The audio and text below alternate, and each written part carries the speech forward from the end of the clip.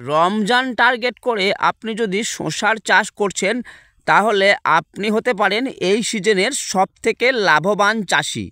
শসা চাষ করে আপনি কি বারবার লোকসান খাচ্ছেন?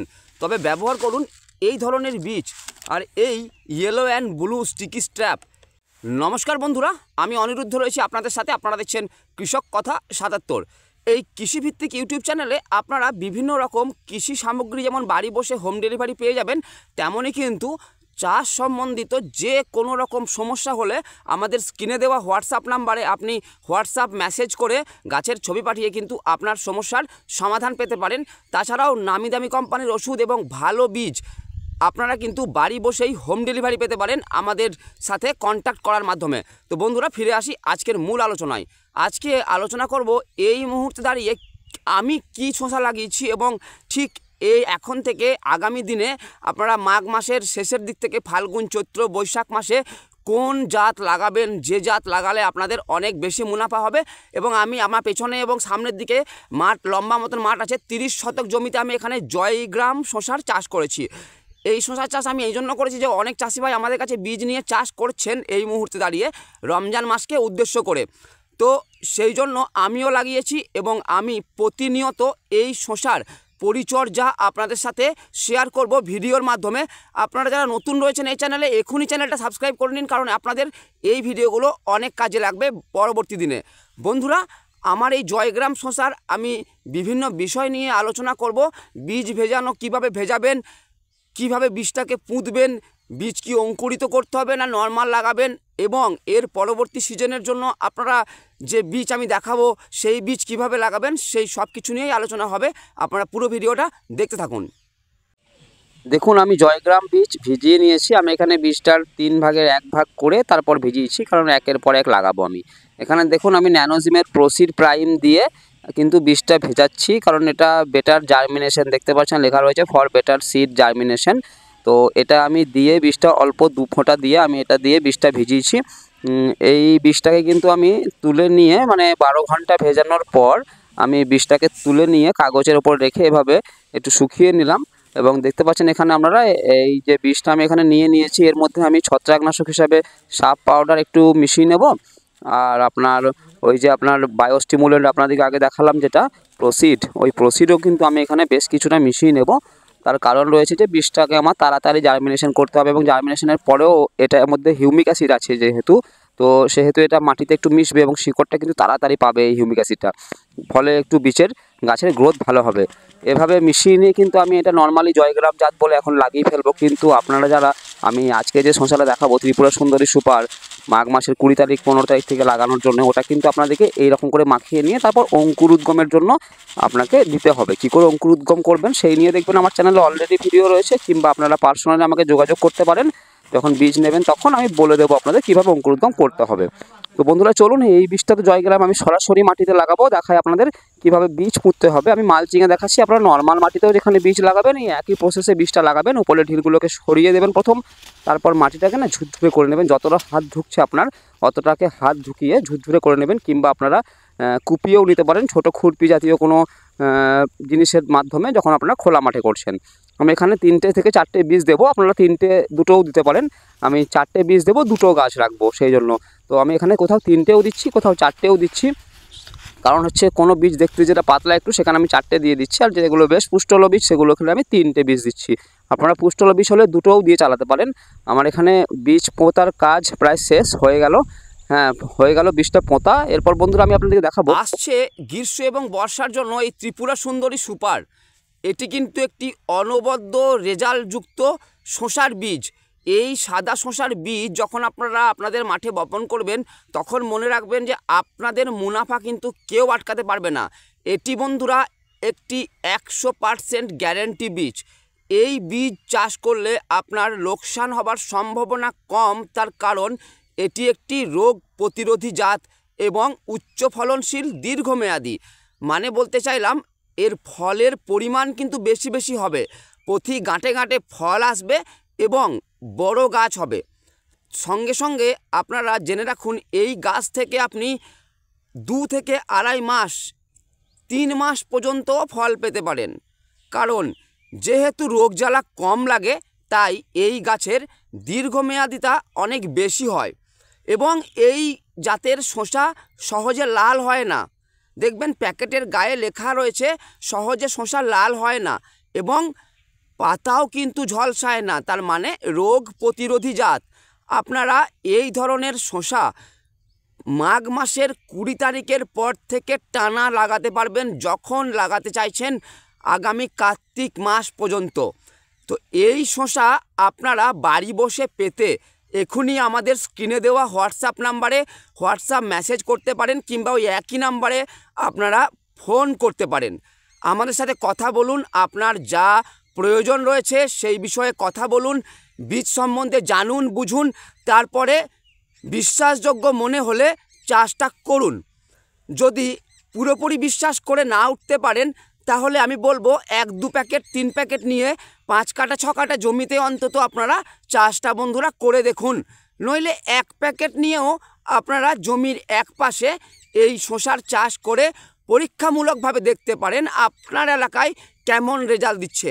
আমি তো একে 100তে 100 দেবো বিগত বছরগুলোর রেজাল্ট দেখে, এবং যেভাবে আমি জয়গ্রামকে 100তে 100 দিয়েছি এবং আপনারা যারা চাষ করছেন তারা জানেন যে জয়গ্রাম বীজের রেজাল্ট কেমন আছে।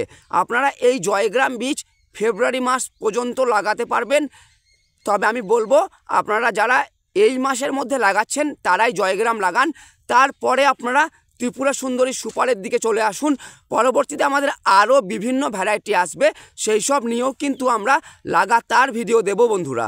আপনারা যদি এই ত্রিপুরা সুন্দরী সুপারের পিছনের দিকটা লক্ষ্য করেন তাহলে এখানে আপনারা দেখতে পাবেন যে আপনার 5/1/2025 5/1/2025 এই বীজের প্যাকেটিং ডেট রয়েছে বন্ধুরা, একদম কারেন্ট ডেটের বীজ আছে। তো আপনাদের দিকে বলবো যে আপনারা সবসময় কারেন্ট ডেটের বীজ লাগাতে চেষ্টা করবেন, তাহলে কিন্তু আপনাদের গাছের যে ফল আসার সম্ভাবনাটা 100তে 90% দাঁড়ায়। 3 মাস 4 মাসের ভেতরে আপনারা বীজকে ব্যবহার করুন। প্যাকেটিং হওয়ার পর 3 থেকে 4 মাস আপনারা বীজকে ভালোভাবে লাগাতে পারবেন, নির্দ্বিধায় লাগান, কোনো অসুবিধা হবে না।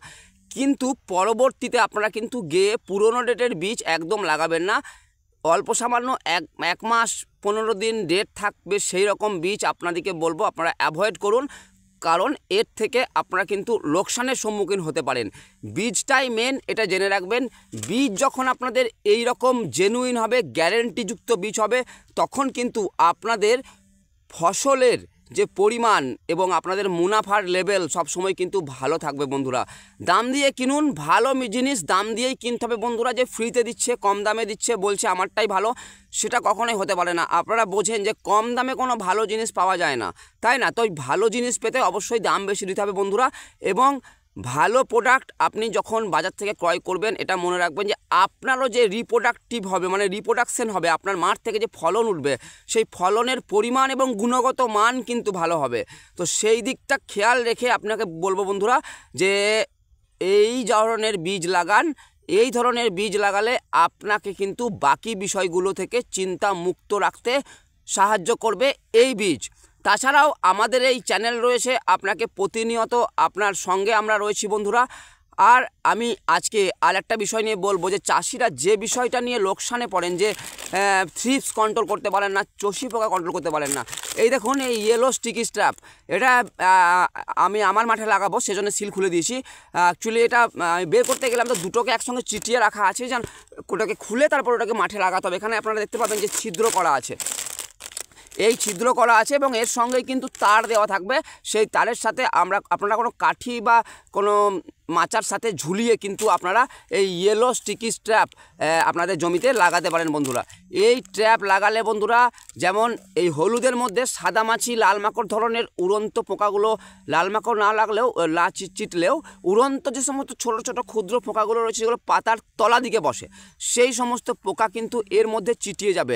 এবং এই ব্লু ট্র্যাপ দেখছেন বন্ধুরা, এই ব্লু ট্র্যাপের মাধ্যমে কিন্তু আপনারা থ্রিপসকে কন্ট্রোল করতে পারবেন। তো এই ধরনের মাল আপনাদের 5 কাঠার জন্য একটা প্যাকেট লাগে বন্ধুরা, আপনার পুরো সিজন চলে যাবে। তো এই ধরনের প্রোডাক্ট যখন আপনি জমিতে ব্যবহার করবেন তখন এমনিই আপনার কিন্তু রোগ জ্বালা লাগার প্রবণতা গাছ থেকে কমে যাবে। কারণ হচ্ছে যদি পোকা, এই ধরনের চষি পোকা আপনার মাঠে না আসে বন্ধুরা, তাহলে কিন্তু রোগ জ্বালা আপনার মাঠ থেকে অনেক কম হয়ে যাবে, আপনি এটা লক্ষ্য করতে পারবেন। এখানে বন্ধুরা আমার জয়গ্রাম জাত দেখুন ফুটে গেছে। আমি 3টে করে বীজ দিয়েছিলাম বন্ধুরা, 3টে এখানে ফুটেছে। তাছাড়াও এখানে 2টো আছে, এখানে মানে আস্তে আস্তে সব ফুটেছে আর কি, আরও ফুটছে। এদিকেও এখানে 3টেই ফুটেছে দেখুন বন্ধুরা। তো বীজের কোয়ালিটি এখানে বোঝা যায় যে এত ঠান্ডার মধ্যেও আমি যে লাগিয়েছিলাম তবুও কিন্তু বীজের জার্মিনেশন খুব ভালো হয়েছে। আপনারা দেখলেন যে আমি কিন্তু অঙ্কুর না করে লাগিয়েছি বন্ধুরা, অঙ্কুর করার কোনো প্রয়োজন নেই। এই মুহূর্তে লাগালে যটা বীজ দেবো তটাই ফুটবে, 1-2টো মিস হতেই পারে বন্ধুরা। এখানে দেখুন 4টে বীজ ছিল, 4টে বীজই ফুটে গেছে বন্ধুরা। এখানেও 3টে বীজ ফুটেছে, এখানেও দেখুন আপনার 3টে বীজ ফুটেছে, 4টে বীজ ফুটেছে বন্ধুরা। কোথাও 3টে কোথাও 4টে দিয়েছিলাম, হয়তো ওগুলোতে 4টে পড়েছিল, বীজের কোয়ালিটি ভালো ছিল না বলে, কিন্তু সবই ফুটেছে বন্ধুরা। ছোট দেখতে হলেও সেই বীজও কিন্তু ফুটেছে এবং ঠিকঠাকই রয়েছে বন্ধুরা। গোড়া পচার কোনো সম্ভাবনা তো এখনও দেখা যায়নি। এখানে আমার 30 শতক জমিতে আমি শসার চাষটা করেছি, জয়গ্রাম জাতের শসা। আপনার এটা রমজান টার্গেট করে কিন্তু আমি এখানে চাষটা করেছি বন্ধুরা। ওই দূর পর্যন্ত মাঠ আছে, দেখতে পাচ্ছেন কুয়াশার মধ্যে সমস্ত গাছের অবস্থা খারাপ হয়ে গেছে, কিন্তু এই জাতের শসা কিন্তু একদম সুন্দর রয়েছে বন্ধুরা। গত 2 দিন ধরে যথেষ্ট কুয়াশা হচ্ছে, কিন্তু গাছ ঠিক আছে। এখানে আমি একটা কথা বলি যে আপনারা দেখছেন এই যে গাছের মানে ছোট গাছের একদম ডগগুলো আপনার এই যে এরকম হলুদ হয়ে যাচ্ছে, এটা কিন্তু কোনো ভয় পাবার কিছু নেই। এটা আসলে যে বীজের যে খোলটা থাকে, সেই খোলটা লেগে থাকার জন্য চিটিয়ে এটা এরকম হয়ে গেছে। সূর্যালোক দেরি করে পেয়েছে, সেই জন্য এটা ধীরে ধীরে ঠিক হয়ে যাবে।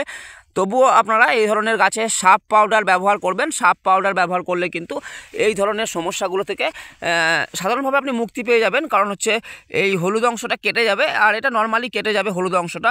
দেখতে পাচ্ছেন এখানে 3টেই গাছ ফুটেছে বন্ধুরা। এভাবেই কিন্তু সমস্ত জায়গাটাতে আস্তে আস্তে গাছ ফুটছে। আসলে প্রচুর পরিমাণে ঠান্ডা আছে। আপনারা যদি কুয়াশার পরিমাণটা দেখেন, এই রকম কুয়াশার আবহাওয়ায় কিন্তু এই গাছ ফুটছে বন্ধুরা এতটা ঠান্ডার মুহূর্তে। তো কোনো অসুবিধার কিছু নেই। আমাদের বীজ নিলে 2 দিন লেট হতে পারে ফুটতে, কিন্তু বন্ধুরা ফুটবেই। কারণ হচ্ছে আবহাওয়ার তারতম্যের জন্য ওটা হয়, ফুটতে একটু দেরি কম বেশি করতেই পারে। কারণ হচ্ছে আমারও এখানে হয়েছে 5 দিন থেকে 6 দিন লাগলো এই বীজগুলোকে ফুটে উঠতে বন্ধুরা। তো চিন্তার কোনো কারণ নেই। শীতকালের দিনে যখন আপনি কোনো জাত লাগাচ্ছেন তখন ফুটতে একটু দেরি হলেও সেটা ফুটতে সম্ভব। দেখুন কেমন শিশির পড়ে আছে পাতার গায়ে, এটা কিন্তু খুব ক্ষতিকর। আপনারা যারা এই জয়গ্রাম না লাগিয়ে অন্য জাত লাগিয়েছেন, তারা চেষ্টা করবেন এই শিশিরটাকে না জল দিয়ে ধুয়ে দেওয়ার, জল স্প্রে করে দেওয়ার। তাহলে কিন্তু আপনাদের গাছে অধিকাংশ রোগ লাগার সম্ভাবনাটা কেটে যাবে। আর বন্ধুরা, যারা আপনারা মালচিং ছাড়া করেছেন তাদেরও বলবো আপনারাও জল দিয়ে ধুয়ে দিন। আমি কিন্তু প্রত্যেকটা ট্রিটমেন্ট যেগুলো বলছি এখন বলবো, সেগুলো কিন্তু সবই আপনারা খোলা মাটির জন্য করতে পারেন, এবং মানে আপনার মালচিং পদ্ধতিতে যারা করেছেন ওনারাও কিন্তু করতে পারেন বন্ধুরা।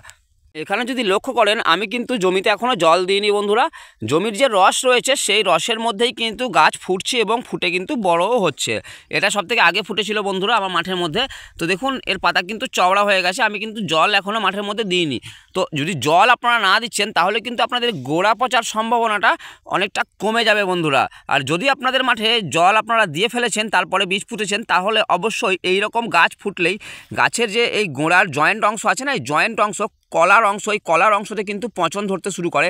তো সেক্ষেত্রে আপনারা টাটা মাস্টার কিংবা টাটা তাকত কিংবা কন্টা প্লাস কিংবা রেডোমিল গোল্ড, এই 4টের মধ্যে যে কোনো একটা ওষুধ কিন্তু অবশ্যই আপনারা গোড়ায় দিয়ে নেবেন। সঙ্গে আপনারা এই গোড়াতেই কিন্তু ড্রিঞ্চিং পদ্ধতিতে দেবেন কি বলুন তো, হিউমিক অ্যাসিড। হিউমিক অ্যাসিড কিন্তু দেওয়া খুব জরুরি গাছের শিকড় বৃদ্ধি করার জন্য। তাছাড়াও এর সঙ্গে সঙ্গে আপনারা 20-20-20 যেটা এইচডি পাওয়া যায় বা নর্মাল পাওয়া যায়, সেটাকে কিন্তু আপনারা এই গাছের গোড়ায় প্রত্যেকটা গাছের গোড়ায় গোড়ায় স্প্রে মানে দিয়ে দেবেন একটু করে, 30 থেকে 50 ml করে। তাহলে কিন্তু আপনাদের গাছের বৃদ্ধিটা কিন্তু ক্রমাগত হতে থাকবে। তারপরে যেই গাছে এক পাতা ফুটবে তখন তো আমি ট্রিটমেন্ট নিয়ে আসবো বন্ধুরা, সেই ট্রিটমেন্টও আপনারা দেখতে পাবেন। তো যাই হোক, আজকে বন্ধুরা আপনারা তো বুঝলেন যে নর্মালভাবে আপনারা এই মুভমেন্টে কি করবেন। তাছাড়াও যারা বড় গাছ আপনাদের একটু রয়েছে, এরকম কুয়াশার মধ্যে পড়ে যাচ্ছে, আপনারা মক্সিমেট একবার স্প্রে করে দিতে পারেন। তো বন্ধুরা, ভিডিওতে এতদূর আসার জন্য আপনাদের অসংখ্য ধন্যবাদ। প্রত্যেকটা সাবস্ক্রাইবারকে বলবো আপনারা সকলে ভালো থাকেন। এই ভিডিওটা লাইক অবশ্যই করে যেন, এবং নতুনদের বলবো আপনারা এই চ্যানেলের সদস্য হওয়ার জন্য অবশ্যই সাবস্ক্রাইব বাটনটা প্রেস করে বেল আইকনটা অল করে দিন, এবং এই ভিডিওটা অবশ্যই লাইক করে যান।